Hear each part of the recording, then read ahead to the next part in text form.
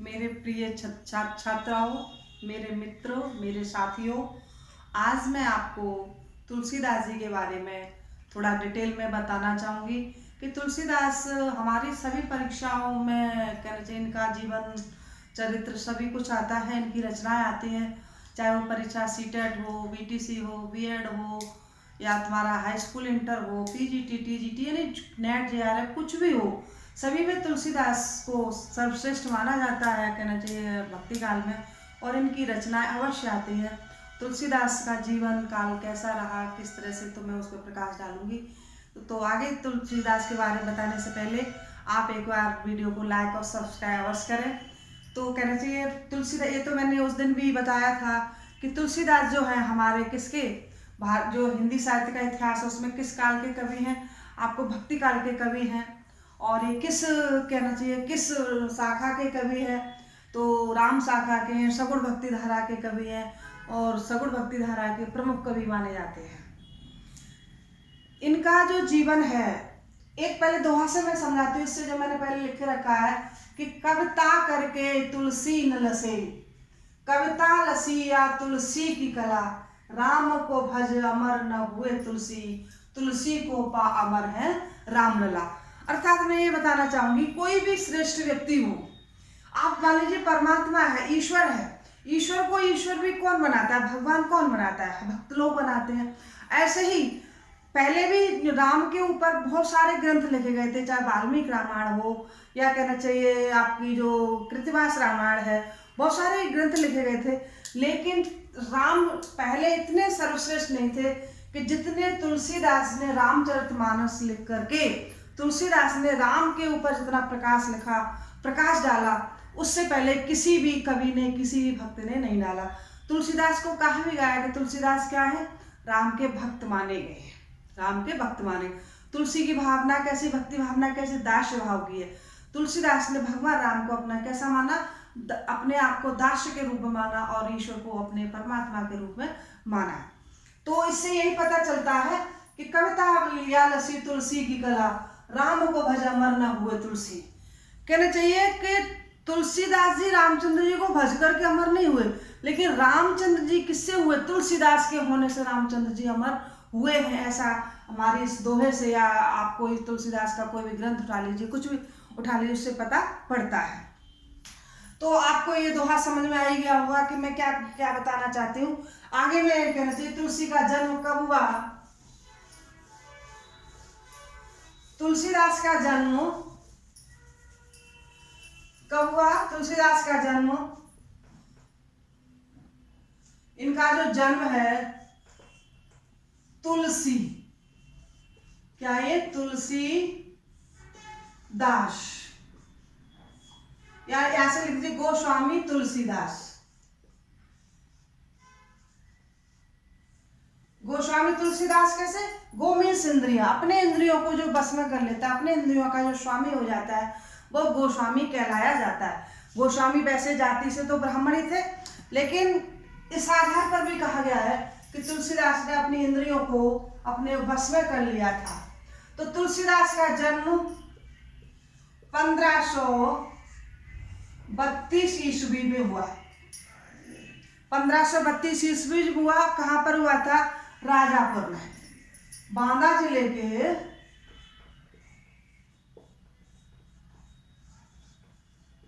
बांदा जिले के राजापुर में।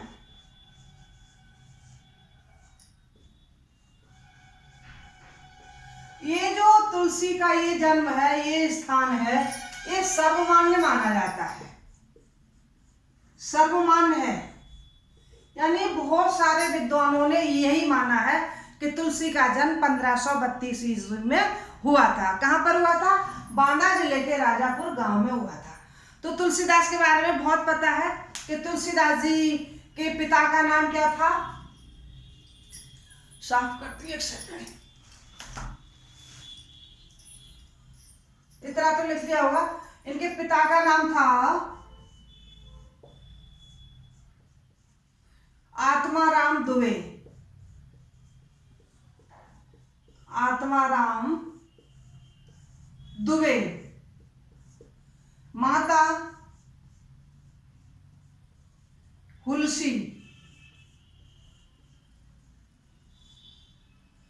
तुलसी देवी। ठीक है। और इनके कहने चाहिए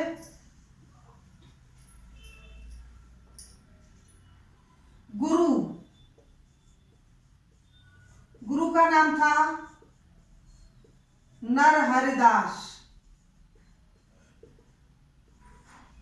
या नर हरियानंद। इनके नरहरियानंद भी कहा जाता है। इनकी पत्नी का नाम था रत्नावली।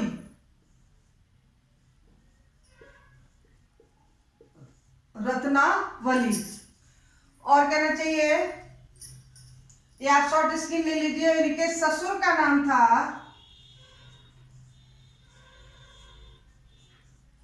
दीनबंधु पाठक। दीनबंधु पाठक। और इनके भाई का नाम था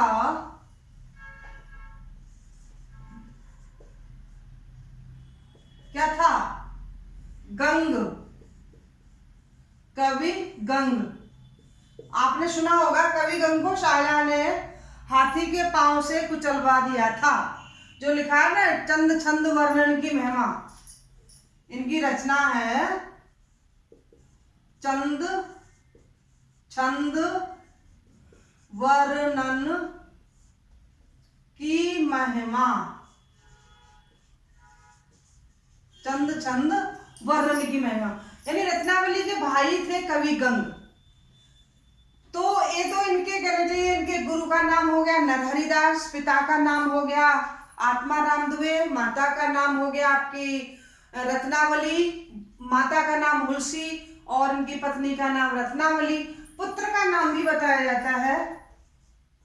पुत्र का नाम था तारापत। तारापत।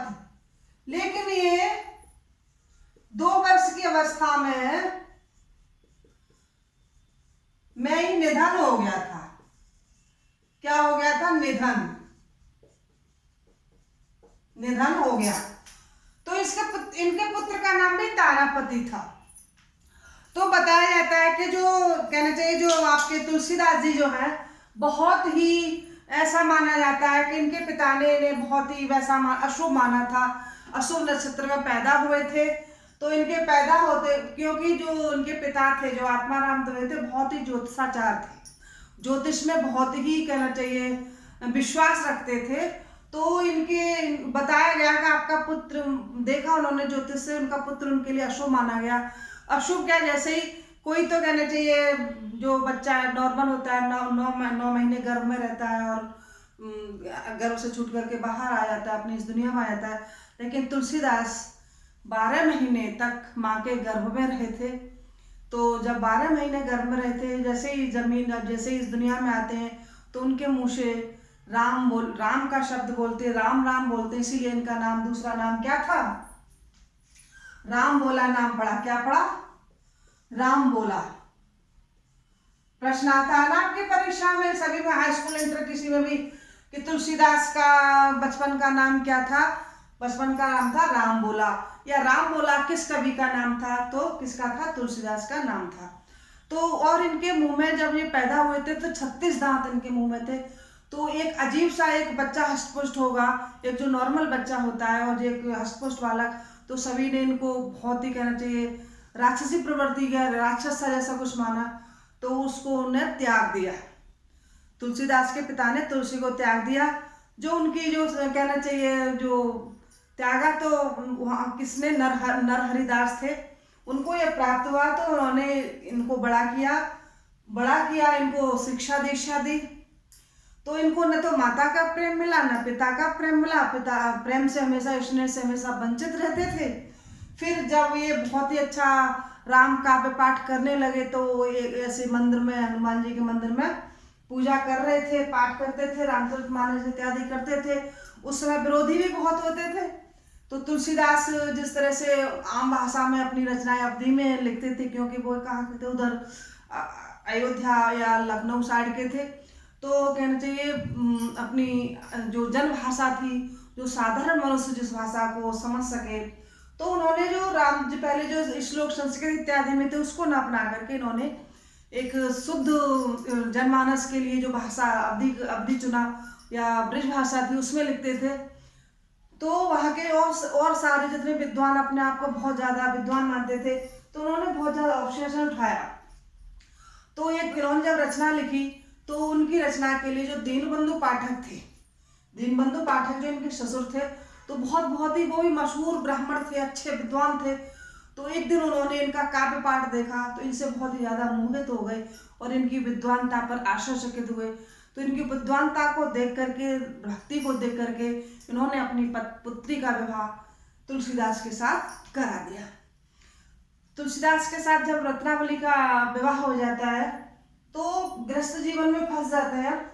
तो क्या कहना, जिसे माता का प्रेम न मिला हो, स्नेह न मिला हो, पिता का स्नेह न मिला हो, फिर उनको जब किसी पत्नी से, अपनी पत्नी से स्नेह मिलता है तो बहुत ज़्यादा आसक्त रहते थे, अपनी पत्नी के प्रति बहुत ज़्यादा प्रेम करते थे।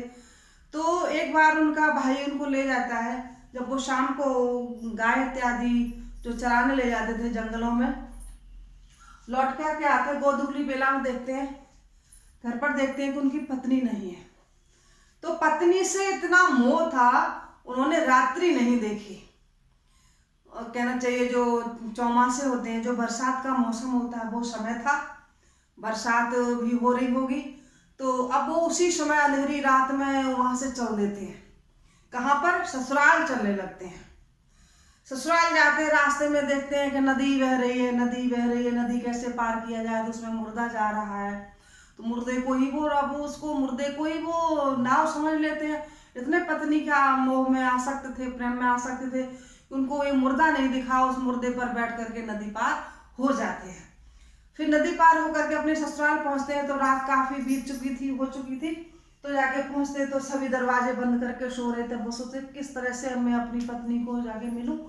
तो बताया जाता है, आपको तुलसीदास के बारे में जब पढ़ोगे तो उसमें पता पड़ता एक सांप लटक रहा था, तो उन्होंने उसको रस्सी समझा, उसी सांप को पकड़ करके चढ़ गए, जाकर के पत्नी के पास पहुंचे। पत्नी के पास देखा, पत्नी ने देखा कि मेरे से मिलने आए, इतना सारा कष्ट झेल करके आए हैं। तब पत्नी इनको बहुत ही धिक्कारती है कि अस्त चर्म मम देह तामे ऐसी प्रीत, इतनी प्रीत जो होती प्रभु से। मतलब इस तरह से कहते हैं कि तो क्यों भौभी, तो सारे संसार से कष्ट ही छूट जाता, तुम्हारा इतना प्रेम मुझसे किया है, इतना प्रेम भगवान से करते, राम से करते, तो तुम्हारा कल्याण हो जाता, उद्धार हो जाता। अब उन्हें बहुत ही इस चीज़ को बहुत ही ज़्यादा अपने आप को धिक्कारते हैं कि मैं जिसके प्रेम में इतनी दूर चला आया, अब उसी ने मुझे यहाँ से धिक्कार दिया। तो उनको वैराग्य हो जाता है और आकर के वो अपने आकर भगवान में लीन हो जाते हैं। भगवान की और ज़्यादा तपस्या नहीं करना चाहिए, उनकी बहुत ज़्यादा भक्ति में लीन हो जाते हैं और उन्होंने रचनाएं लिखना शुरू कर दी। तो देखिए, ये तो उनके तुलसीदास के बारे में थोड़ी सी वो थी, लेकिन तुलसीदास की जो रचनाएं हैं उनके बारे में बताती हूँ किस तरह से आप पहचान करिए। तो आपने कहना चाहिए शॉर्ट स्क्रीन ले लिया होगा कि किस तरह से पता पड़ेगा कि कौन सी रचना ब्रज भाषा में लिखी गई है, कौन सी रचना अवधी भाषा में है। तो मैं आप थोड़ी सी ट्रिक बताती हूँ कि जिससे पता पड़ जाएगा कौन सी अवधी भाषा की है, कौन सी ब्रज भाषा की है। तो देखिए, जो जिसमें लास्ट में बड़ी ई की मात्रा है, बड़ी ई की मात्रा है, तो वो ज्यादातर आपकी ब्रज भाषा में आप आराम से टिक लगा सकते हैं, ब्रज भाषा की रचना पाई जाएगी। जैसे आप शुरू से ले लीजिए, पहले तो आपकी देखिए जो सबसे पहले रामचरितमानस, रामचरितमानस। अब इसमें बड़ी ई की मात्रा नहीं है, तो क्या है ये आपका अवधी में है। इसकी भाषा कौन सी है? अवधी है। ठीक है। अब जैसे आती है राम गीतावली, राम गीतावली ई की मात्रा है तो आपकी ब्रज में है। कृष्ण गीतावली,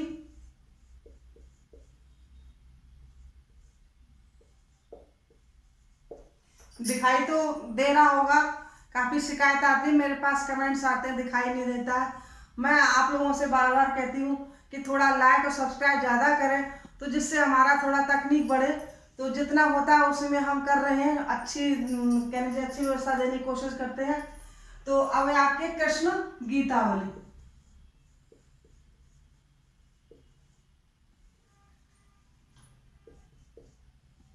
ये भी आपकी ब्रज की है। दोहावली,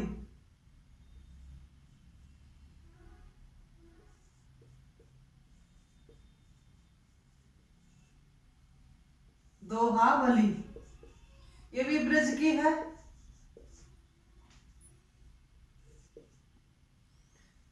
फिर आपकी है राम विनयावली,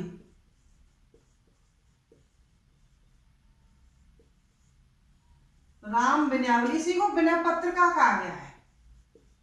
क्या कहा गया? विनय पत्र का। तो बलि है, तो आपकी किस में? ये ब्रिज में है। ठीक है। फिर एक और है आपकी वैराग्य संदीपनी,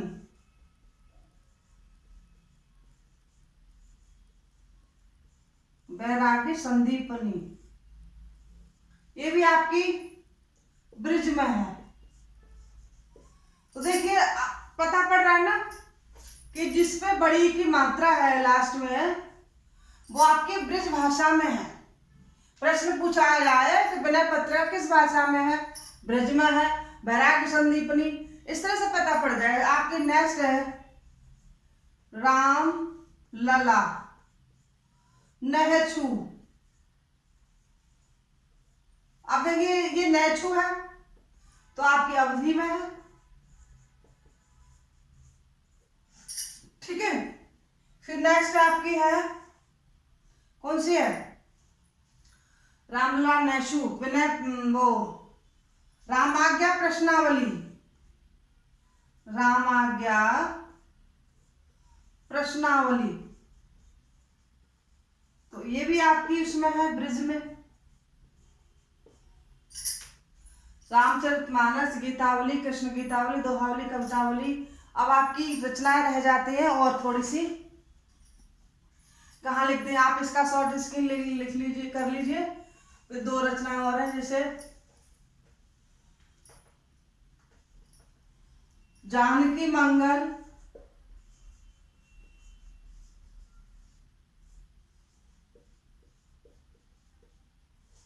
और आपका पार्वती मंगल।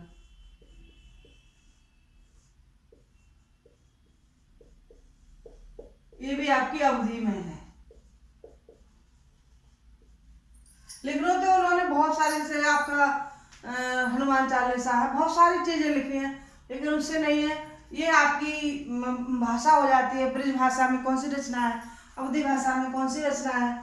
फिर देखिए इनका जो मृत्यु होती है कितने में, एक दोहा भी प्रसिद्ध पढ़ा होगा आपने,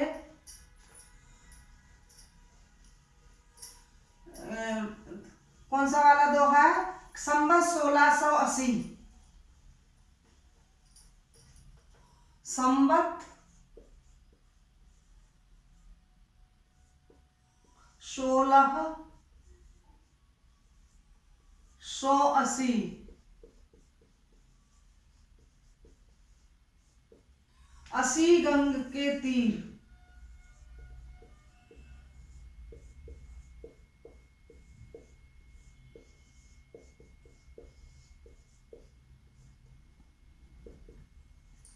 श्रावण शुक्ला सप्तमी,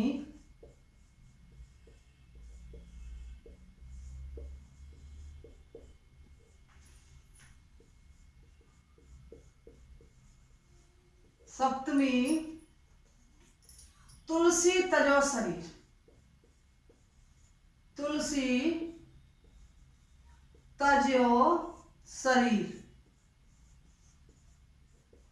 तो पता पड़ता है कम 1600 संवत 1680 कितने में? 1680।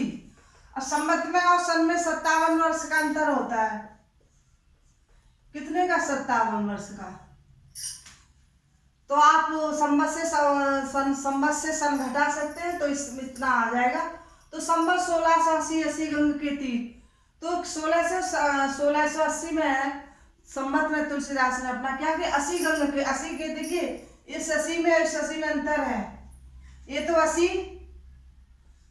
80 के लिए है और 80 का मतलब है किनारा। कौन सा अलंकार हो गया? यमक अलंकार हो गया। आपका कौन सा अलंकार हुआ? यमक अलंकार हो गया कि गंगा के किनारे उन्होंने श्रावण के महीने में सप्तमी को, शुक्ल पक्ष की सप्तमी को उन्होंने अपने शरीर का परित्याग किया, शरीर को त्याग दिया, शरीर को छोड़ दिया। तो ये तो तुलसीदास की जन्म मृत्यु के जन्म कब हुआ था? सन 1532 ईस्वी में हुआ था। अब देखिए इनके बारे में बहुत सारे का एक दोहा भी है कि किसने क्या माना है। तुलसीदास को बुद्ध के बाद, तुलसीदास को बुद्ध के बाद जो लोक नायक कहा गया वो ग्रियर्सन ने कहा। तुलसीदास को बुद्ध के बाद